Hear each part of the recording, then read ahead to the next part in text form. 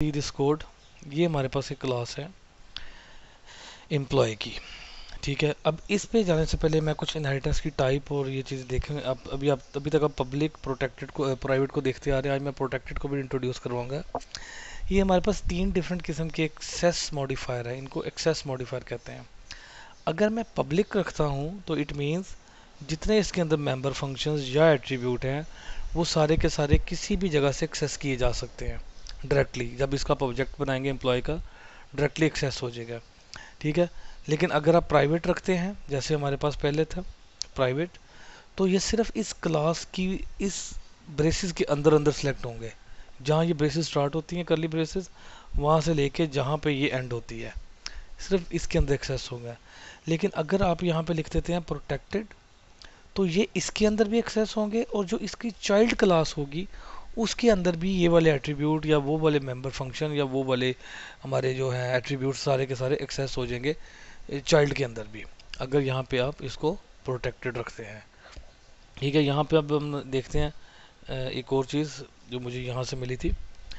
अब ये देखिए, public protected private, same class के अंदर अगर आपने पब्लिक रखा है तो वो सेम क्लास में भी एक्सेसिबल होगा, प्रोटेक्टेड भी सेम क्लास में एक्सेसिबल हो जाता है, लेकिन प्राइवेट भी सेम क्लास में एक्सेसिबल हो जाता है। अगर आप पब्लिक रखें, प्रोटेक्टेड रखें एंड प्राइवेट रखें किसी भी एट्रीब्यूट को या फंक्शन को, किसी को भी, तो वो सेम क्लास के अंदर एक्सेस हो जाता है। अच्छा, ड्राइव्ड क्लास कहते हैं बेस चाइल्ड क्लास को। अगर आप पब्लिक रखें तो चाइल्ड में एक्सेस होगा, प्रोटेक्टेड रखें तो चाइल्ड में भी एक्सेस होगा और सेम क्लास में भी होगा। लेकिन किसी भी प्राइवेट मेंबर को चाइल्ड क्लास एक्सेस नहीं कर सकती, याद रखिएगा। चाइल्ड क्लास किसी भी प्राइवेट मेंबर को एक्सेस नहीं कर सकती। अभी भी इसकी एग्जांपल अभी देखते हैं। बाकी आती है आउटसाइड द क्लास, अगर आप क्लास से बाहर जाते हैं, जैसे मेन के अंदर आप एक्सेस करने की कोशिश करते हैं यहाँ पे, तो सिर्फ वो वाले एट्रीब्यूट एक्सेस होंगे जो कि पब्लिक है।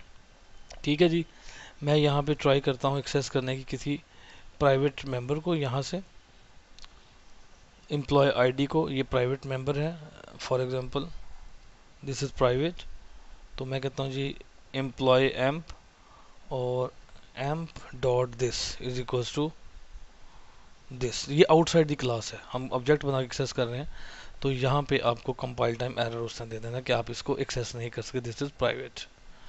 ठीक है जी, ये बात वो क्लियर होगी कि आउटसाइड दी क्लास का मतलब क्या है कि जब आप उसका ऑब्जेक्ट बना के एक्सेस करने की कोशिश करेंगे तो वो आपको अलाउ नहीं करेगा, जबकि ये चीज़ आपको अलाउ कर रही है। अब ये पब्लिक है, सेट एम्प्लॉय आईडी, अगर आप इसको प्राइवेट कर देंगे तो आप एम्प्लॉय को सेट भी नहीं कर सकते अगर आप प्राइवेट में इसको ले जाएंगे।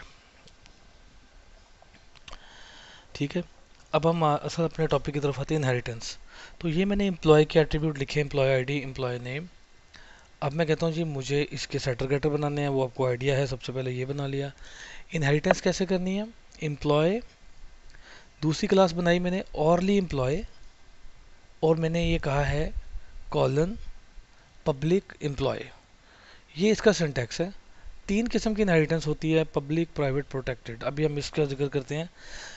ये मैं पब्लिक कर रहा हूँ, अगर आप यहाँ नहीं लिखते सिंटैक्स सिर्फ ये होता है class hourly employee extend this one, इसे कहते हैं, ये हमारा जो है ये इसको हम कहेंगे कि ये हमारी एक्सटेंड कर रही है, ये हमारे इनहेरिट कर रही है। ऑरली एम्प्लॉय एम्प्लॉय से इनहेरिट कर रही है और हमने किसी भी किस्म की यहाँ पे इनहेरिटेंस की टाइप नहीं दी। अगर हम कोई टाइप नहीं देते तो बाय डिफ़ॉल्ट ये क्या कहलाती है, this called private inheritance, private inheritance कहलाती है। तो याद रखिएगा, जब आपको पता है आपकी क्लास किसी से इनहेरिट कर रही है तो प्राइवेट मेंबर तो बनाना ही नहीं आपने, प्रोटेक्टेड बनाने हैं ताकि चाइल्ड भी उसको एक्सेस कर सके। अगर आप चाहते हैं कि कोई एट्रीब्यूट चाइल्ड को देना ही नहीं हमने, तो उसको आप प्राइवेट रख सकते हैं, वरना अपने एट्रीब्यूट को प्रोटेक्टेड रखें। अब ये डिफरेंस क्या है पब्लिक, प्राइवेट और प्रोटेक्टेड इनहेरिटेंस का, मैं फ़िलहाल इसको पब्लिक इनहेरिटेंस कर रहा हूँ। By default private inheritance is by default. याद रखिएगा, ये आपका कोई शॉर्ट क्वेश्चन या क्विज भी आ सकता है कि बाय डिफ़ॉल्ट इनहेरिटेंस कौन सी है। हम इसको पब्लिक बनाते हैं, पब्लिक एम्प्लॉय। अब मैं कहता हूँ जी एम्प्लॉय के अपने, ऑरली एम्प्लॉय के अपने एट्रीब्यूट है जिसमें ऑरली रेट है और वर्क कितने घंटे उसने काम किया है, इसका सेटर गेटर बना दिया मैंने। ठीक है, सो ये मेरी एक इनहेरिटेंस की एग्जांपल कंप्लीट हो गई। अगर आपको एक हायरार्की दी जाए कि आपने एम्प्लॉय से इनहेरिट करना है किसी औरली एम्प्लॉय को, तो you can inherit like this. इसको यहाँ एक्सेस करने की कोशिश करते हैं। औरली एम्प्लॉय एम्प, मैंने इसमें कहा जी एक एम्प है जिसको मैंने कंस्ट्रक्टर बनाया हुआ है डिफ़ॉल्ट, सॉरी ओवरलेड, जिसमें औरली डेट बताया हुआ है। अगर आप कंस्ट्रक्टर नहीं भी बनाते तो कोई इशू नहीं, ये आपका नॉर्मली बाय डिफ़ॉल्ट कंस्ट्रक्टर तो हर एक के अंदर मौजूद होता है। हमारा जो नेक्स्ट टॉपिक में कंस्ट्रक्टर इनहेरिटेंस के साथ देखेंगे, इसलिए मैं बाकी सारे कंस्ट्रक्टर रिमूव कर रहा हूँ ताकि हमारा कोड सिर्फ इनहेरिटेंस की हद तक रहे। ठीक है, तो ये मैंने क्लास बनाई है औरली एम्प्लॉय के नाम से, पब्लिक एम्प्लॉय। ये इनहेरिट कर रही है किससे, आपकी एम्प्लॉय क्लास से। तो यहाँ पे हम आते हैं, सिंपल एम्प का ऑब्जेक्ट बनाते हैं, employee ID this emp dot set hourly rate. मैं इसका कहता हूँ ये ऑर्ली रेट है इसका 200 रुपये, इसका ऑर्ली रेट है। ठीक है जी, सो लेट कंपाइल इट। ये कोई एट्रीब्यूट मैंने मिस किया है, एक मिनट। यहाँ पे हमने employee protected, employee ID, employee name, hourly rate, set और पब्लिक ऑल इज फाइन। और यहाँ पे फिर हमें क्या एरर दे रहा है, सेमी कॉलन, ये सॉरी ये एरर आ रहा है, सेमी कॉलन मिस किया है। ठीक है, बिफोर सी आउट, यहाँ पे वो बता रहा है कि जी आपका सेमी कॉलन मिस है। तो इससे पहले सेमी कॉलन मैंने मिस किया था, इसलिए उसने ये एरर दिया। नहीं जी, 1 अली 2 उसका ऑर्ली रेट है। ठीक है, तो ये हमारा ऑर्ली एम्प्लॉय आ गया। अगर मैं इसी तरह मैं कहता हूँ जी मेरा कॉन्ट्रेक्चुअल एम्प्लॉय है, तो मैं एक क्लास बना रहा हूँ, क्लास एम्प्लॉय इनहेरिट एम्प्लॉय। तो देखिए एक चीज़ नोट करें कि इस क्लास के अंदर मैंने कहीं पे भी उसका नेम और आईडी नहीं लिखा कहीं पे भी, क्योंकि क्यों नहीं लिखा, ये सारे वो कहाँ से ले रहा है, एम्प्लॉय क्लास है जो कि मैं ऊपर डिफाइन करके आया हूँ, यहाँ से वो सारे एट्रीब्यूट ले रहा है। तो कोड आपका कम हो गया, एम्प्लॉय की क्लास के अंदर ये चीज़ आपकी आ गई है। अगर आप इसको फर्दर देखें तो यहाँ पे मैं कहता हूँ जी कॉन्ट्रेक्चुअल एम्प्लॉय। तो कॉन्ट्रेक्चुअल एम्प्लॉय के अंदर हम इसमें बात करेंगे, फॉर एग्जांपल मैं कहता हूँ जी प्राइवेट इंट कॉन्ट्रैक्ट ड्यूरेशन, किसी एट्रीब्यूट की बेस पे पैदा किया ना उसको हमने, ये चीज़। ठीक है, और फिर हम क्या करते हैं, इसका सेटर गेटर बना लेते हैं, ये भी आपको पता है, पब्लिक। तो यहाँ मैं कहता हूँ जी वाइड सेट कॉन्ट्रैक्ट ड्यूरेशन। तो मैं कहूँगा जी int contract duration.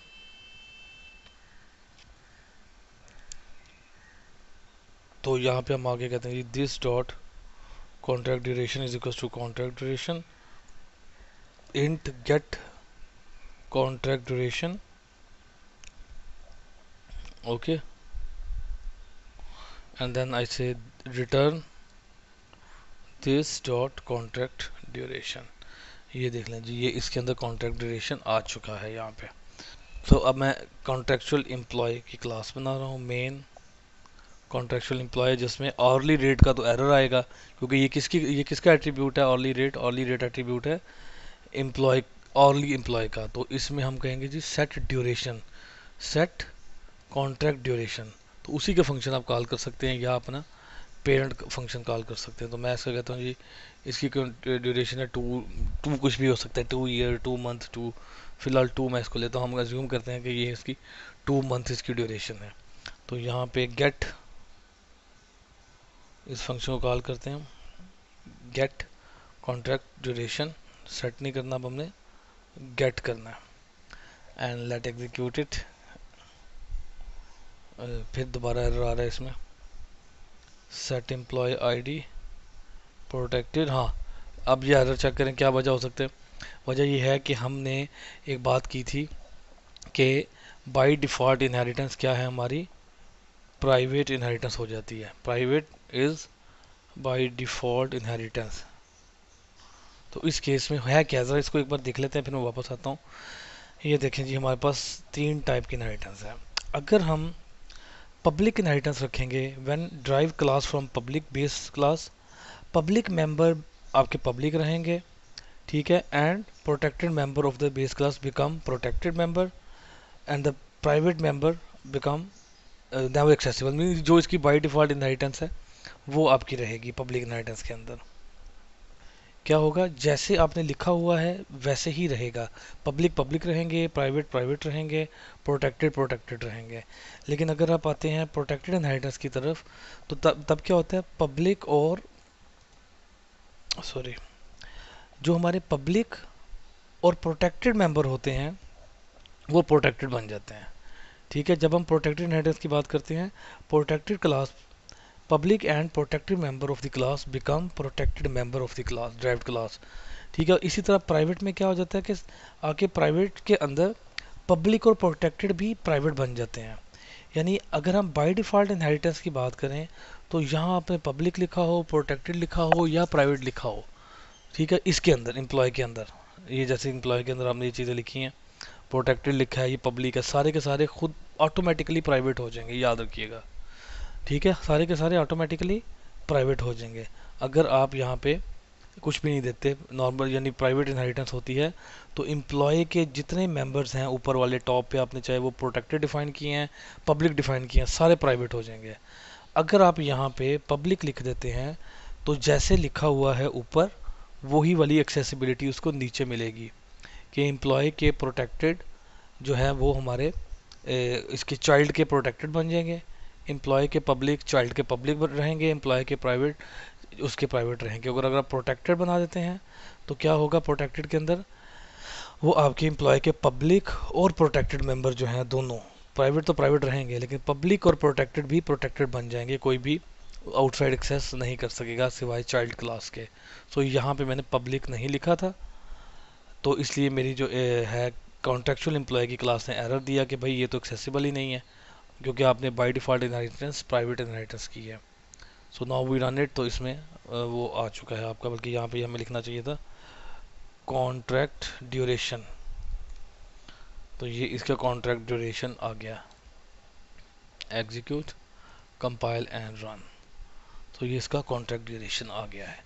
I hope ये कॉन्सेप्ट आपका क्लियर है कि ये it is very simple, just आपने कॉलन के साथ उसकी क्लास का नाम दे देना है, पब्लिक के साथ। पब्लिक नहीं देते तो क्या आएगा डिफरेंस वो आप यहाँ से देख सकते हैं कि डिफरेंस आपका ये ट्यूटोरियल्स पॉइंट्स c++/cpp_inheritance.htm, यहाँ से जाके आप देख सकते हैं कि इनका इम्पैक्ट क्या है। ठीक है, पब्लिक के अंदर जैसी एक्सेस दी हुई है वैसी रहेगी, प्रोटेक्टेड के अंदर आके पब्लिक और प्रोटेक्टेड आपके प्रोटेक्टेड बन जाएंगे, प्राइवेट में पब्लिक और प्रोटेक्टेड आपके प्राइवेट बन जाएंगे। ये याद रखिएगा इस चीज़ में। इसमें आ जाते हैं, तो अब अगर यही कोड मुझे जावा में करना हो तो कोई बड़ी डील नहीं है इसकी। सो आई जस्ट गो देयर